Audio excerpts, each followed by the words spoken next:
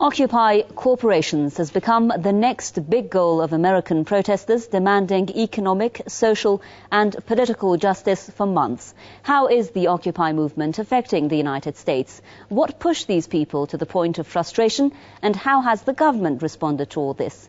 Welcome to News Analysis.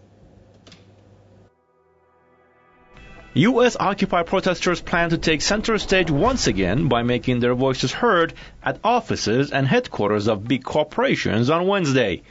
This time, the demonstrators have targeted corporations that are members of the American Legislative Exchange Council, or ALEC. The 99%ers say corporations like Walmart and Bank of America use ALEC to buy off legislators in order to make laws that only serve the interests of companies, not the people. On February 29th, in more than 70 cities around the country, there will be demonstrations against the corporations, and we're emphasizing the fact that really, although politicians are involved in this, it's the corporations behind it that are seeking to profit from pushing their own agendas into our own legislatures without really democratic input. This comes after several successful days of actions, including shut down the ports along the East Coast and occupy the courts in Washington, D.C., which drew thousands of supporters from around the country. Wednesday's protest seemed to have already gotten underway. On Saturday, police in Sarasota, Florida, attacked a group of protesters and arrested a disabled Iraq war veteran for writing slogans against the ALEC at a park.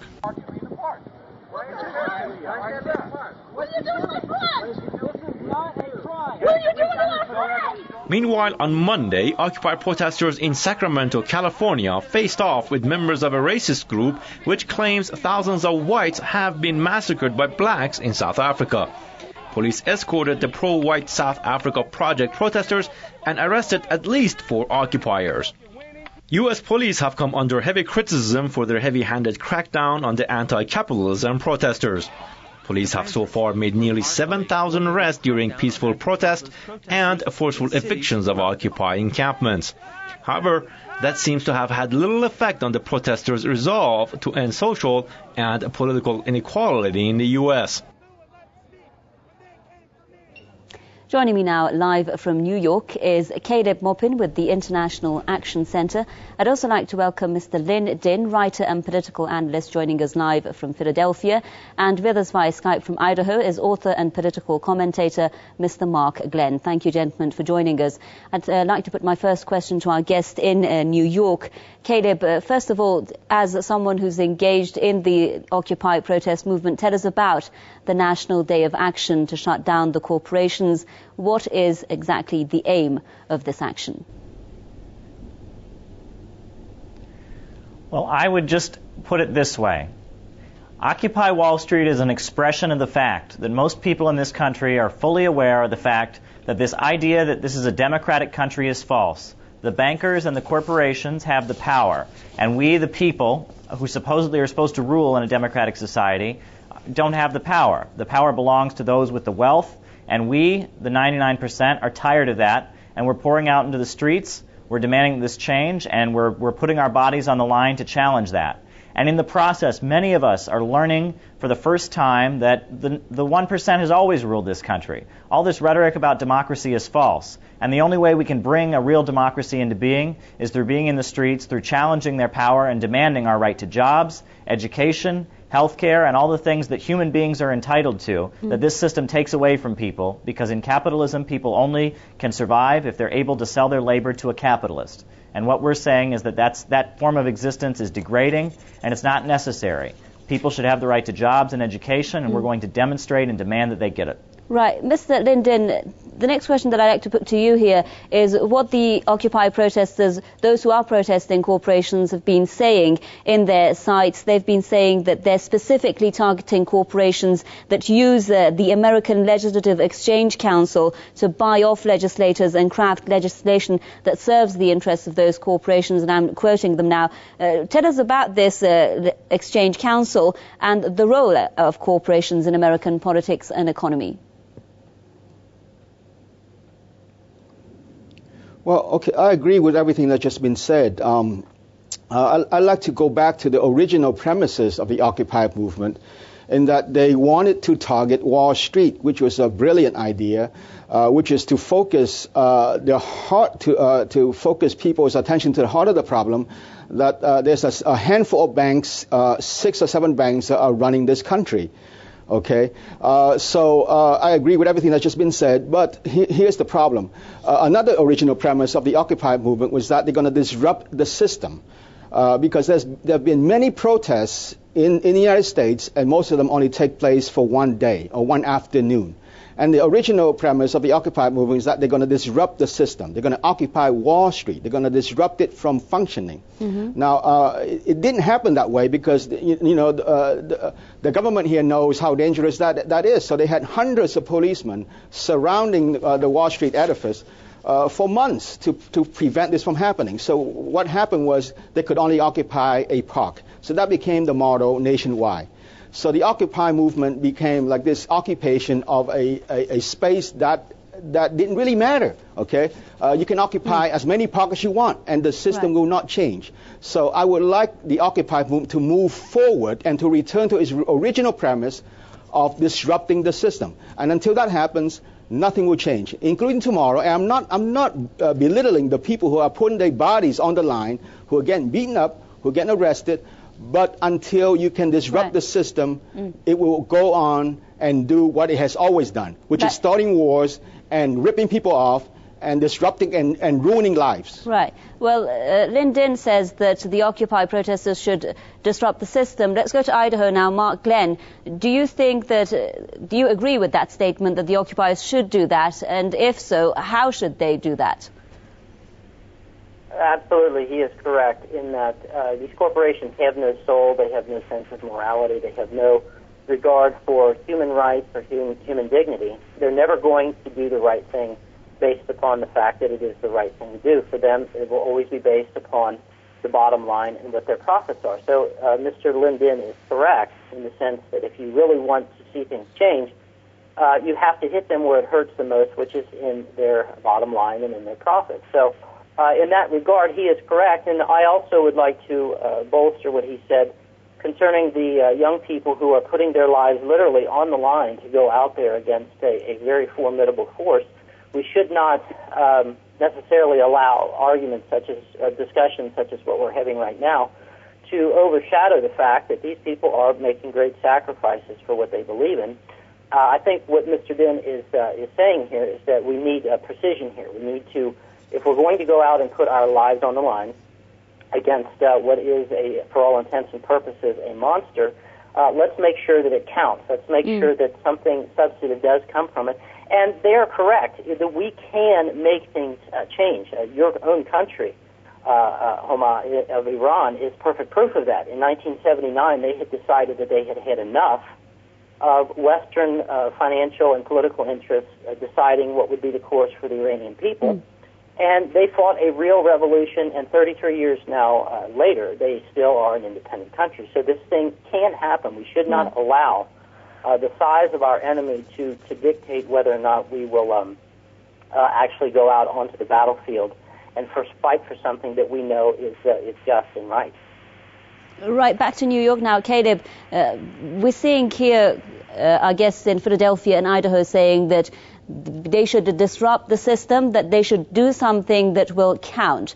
Do you think that that is possible? What can these protesters do that would count and that would lead them forward? Because we know, of course, how strong the corporations are. We know, of course, how strong and protected, as our guest was saying, Wall Street is. So what can these protesters do to actually count? In the short term, if we wish to win concessions and force the ruling elite to concede and stop doing some of the horrific things they're doing, like destroying the environment or laying people off, you have to hit their profits. The fact that they continue to rake in profits as suffering continues allows them to continue it. But when their profits are affected, that's one short-term victories can be won in the short term by affecting their profits. But in the long run, we have to realize that all the problems that Occupy Wall Street has raised, whether it's destruction of the environment, mass layoffs, the rising prices of education, unemployment, they're all rooted in the fact that we have a system where profits are the determiner of what goes on in the economy. We have a very collective society. People come together to build buildings. People come together to teach schools. People come together and collectively do all kinds of things. But the products they create collectively end up belonging to a small 1%, and they own the products that we come together and create. And ultimately, if we're going to change these horrors, we need to cease that. That needs to end, and people need to be able to collectively share in the products that they collectively produce. Right. When we are looking at the effects that this movement is or can have, Mr. Linh Dinh, I'll put this question to you. One effect is going to be on the presidential election, presumably, that's going to take place in November. Do you think that there is going to be any effect at all on the elections in terms of who people choose? We know, of course, that there have been protests against the Republican presidential hopefuls, but does this mean that people trust the Democrats? I have visited about 8 Occupy camps repeatedly, and I can tell you that most of the people in these camps have no faith in the political system as is. So I myself have no faith in any substantial changes in the next election. It's just a circus, it's just a distraction. Basically, the system cannot be changed from within. And that should be one of the primary messages of the Occupy protest movement. So, like I said, the system. In fact, Time Magazine voted the protester Person of the Year. Now, if you have such a mainstream media patting you on the head, it means that they are not afraid of you. So, if the system can, brush off this protest movement by giving it a kind of backhanded accolade, then we know that we're not going far enough. So I expect nothing to happen from this election, but the national conventions coming up will give this Occupy movement a renewed focus to do something substantial. And I think they need to come up with newer strategies because we don't have all the time in the world. We're not talking about 5 or 10 years. In fact, when Time Magazine gave the Occupy movement the Man of the Year award, they compared it to the Civil Rights movement and say it took 10 years for the Civil Rights movement to achieve concrete results. But frankly, we do not have 10 years. And in Idaho, Mark Glenn, when Linh Dinh says there that what people are not trusting is not just the Republicans or the Democrats, but the system, is there then an awareness, maybe you could say, rising among the Americans against the two-party system or the way that even elections are held in the United States? Because a lot of observers have been saying that people are not directly voting for those who they want to have to win votes. So basically, do you think that this is about a lack of trust in the system? And does that mean that this Occupy movement is going to result maybe in a three-party system or in some kind of change in the current political system? Unfortunately, I have to agree with what Mr. Linh Dinh said. I don't see anything substantively changing. And it's not that there aren't resources available to do this, but rather because the American people as a whole, we are the product of the same mass media programming that Mr. Linh Dinh talked about. Like it or not, we are a product of that. And this mass media programming has really created a society of people who are, for all intents and purposes, lazy, complacent, and really, for lack of better terminology, stupid when it comes to understanding the political processes that are affecting their lives on a daily basis. You will still see in this upcoming election, despite this unprecedented economic and social turmoil that we are going through in this country right now, you will still see the bulk of the American electorate, those who actually bother to turn up and vote, they're going to vote down party lines. They're not going to vote for principle.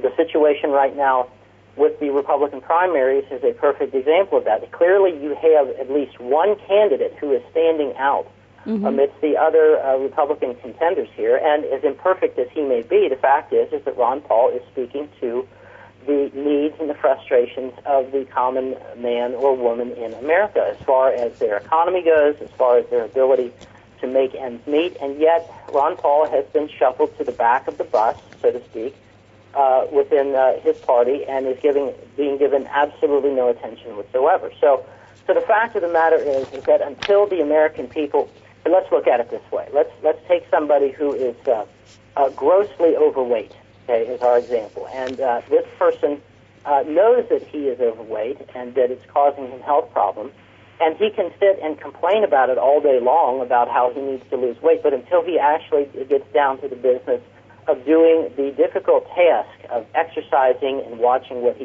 eats, nothing is going to change. Right. And unfortunately, this model that I have just used in describing, a person who wants things to change but is not willing to do what's necessary to do it, this is the American people. They're going to sit and complain about their situation while they're stuffing fattening foods into their mouths, and they will keep continuing to elect these criminals to high office who are going to rob them blind and further endanger them, their loved ones, when it comes to expanding these very profitable wars that are taking place throughout the world. Right. Back to New York, Caleb, I'd like to raise another point here, and that is the police brutality claims that we've been hearing of against the Occupy demonstrators. They've been complaining about the brutal police crackdowns, the near-lethal force that's been used against them, the indiscriminate use, they say, of weapons like pepper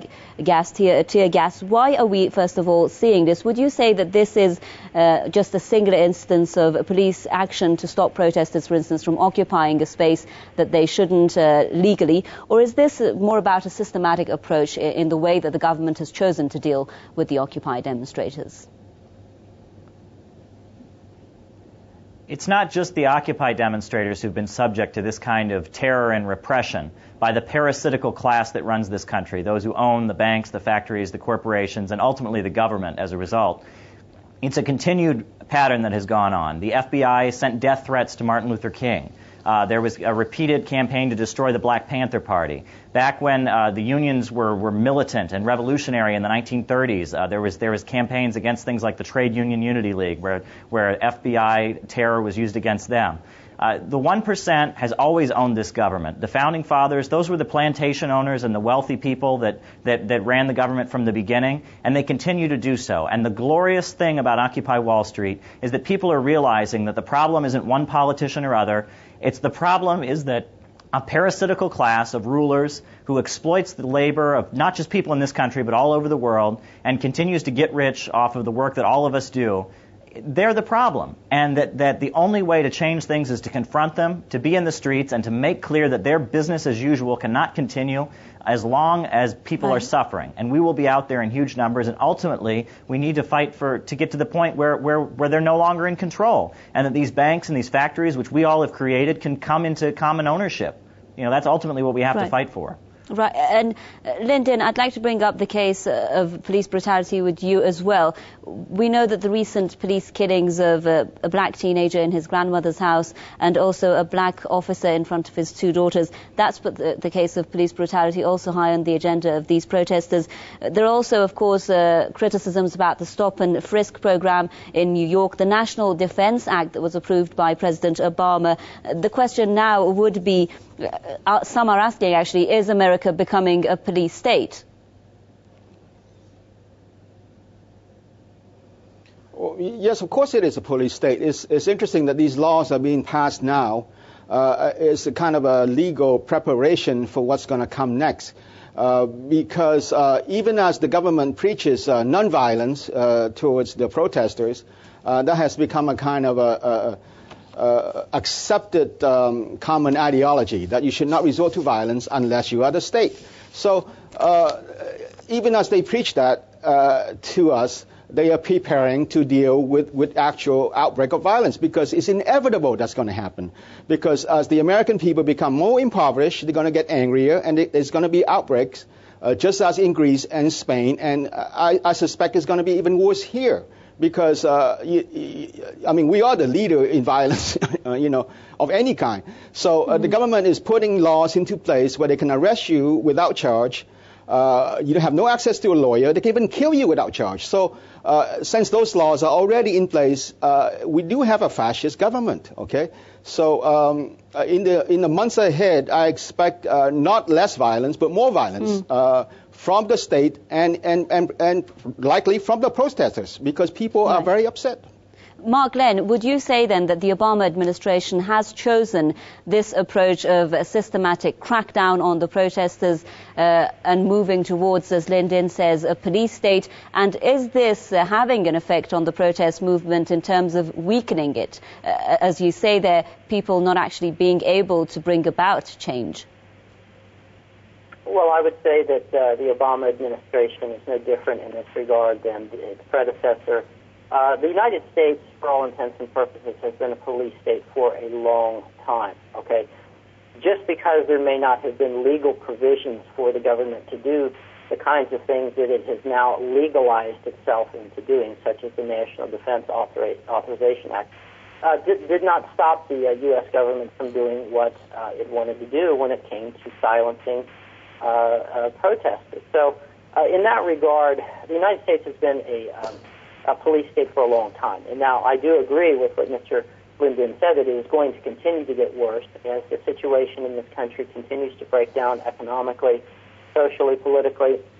And the protesters, I feel, are probably going to reach this point where they're not afraid anymore, and they will begin to react, meeting violence with violence. It's an unfortunate thing, but it is human nature. An animal that is cornered will fight to the death to save itself. And so my fear is that what is going to take place is, I mean, let's face it, the wealthy and the powerful, they didn't get to where they are by being stupid. They know how to anticipate what is coming around the bend, and they will find a way to utilize this to their own enrichment. I hate to paint such a negative picture of it, but this is the way history has generally worked itself out to be.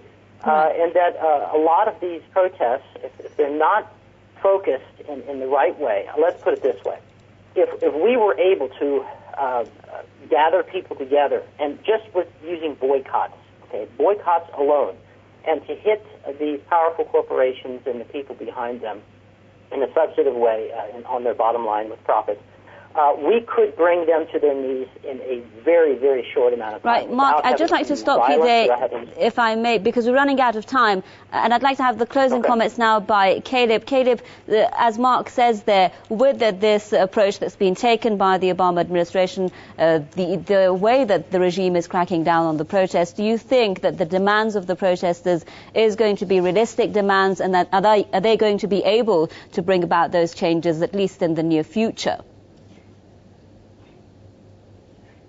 They absolutely will be able to win their demands. It may take a long time, but it will happen. History is like a train, and you can't stop a train as it speeds forward. And history, the age of the empires and of profiteers and of capitalists is over, and the people of the world are as one rising up against them. And it may take a long time to ultimately win, but this system cannot continue to operate the way it is. People are in a state of revolt all throughout the United States for the first time in a generation, and it's just the beginning. If you think 2011 was great, 2012 is going to be even better. Caleb Maupin with the International Action Center joining us there live from New York. Thank you very much. Big thank you to Linh Dinh, writer and political analyst, joining us from Philadelphia, and in Idaho via Skype, author and political commentator Mr. Mark Glenn. Thank you very much, gentlemen, for being with us. I'm afraid we've run out of time. From me, Homa Lesgi, and the rest of the team here in Tehran, it's goodbye.